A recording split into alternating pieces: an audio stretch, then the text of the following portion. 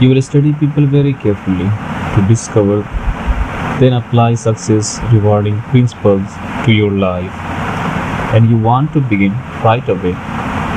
Go deep into your study of people, and you will discover unsuccessful people suffer a mind deadening thought disease. We call this disease Excusitis. Every failure has this disease in its advanced form, and most average persons have at least a mild case of it. You will discover that Excusitis explains the difference between the person who is going places and the fellow who is barely holding his own. You will find that the more successful the individual, the less inclined he is to make excuses. But the fellow who has gone nowhere and has no plans for getting anywhere always has a book full of reasons to explain why. Persons with mediocre accomplishment are quick to explain why they have not, why they don't, why they can't, and why they are not.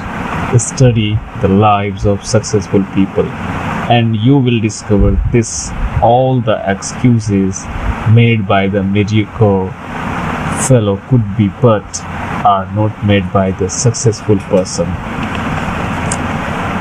I have never met nor heard of a highly successful business executive, military officer, salesman, professional person, or leader in any field who could not have found one or major excuses to hide behind. Roosevelt could have hidden behind his lifeless legs. Truman could have used no college education. Kennedy could have said, "I'm too young to be president." Johnson and Eisenhower could have ducked behind heart attacks. Like any disease, Excusitis gets worse if it is not treated properly.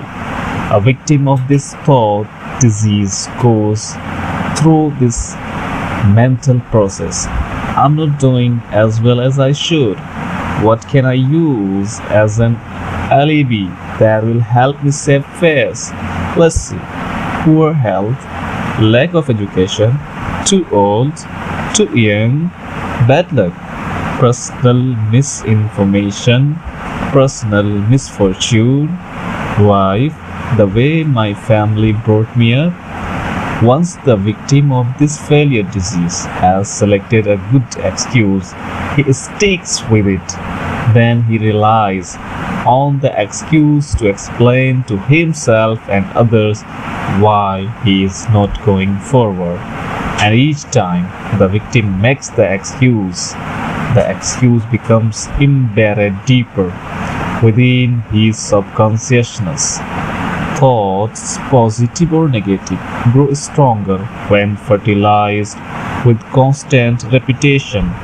At first, the victim of Excusitis knows his alibi is more or less a lie, but the more frequently he repeats it, the more convinced he becomes that it is completely true, that the alibi is the real reason for his not being the successful he should be.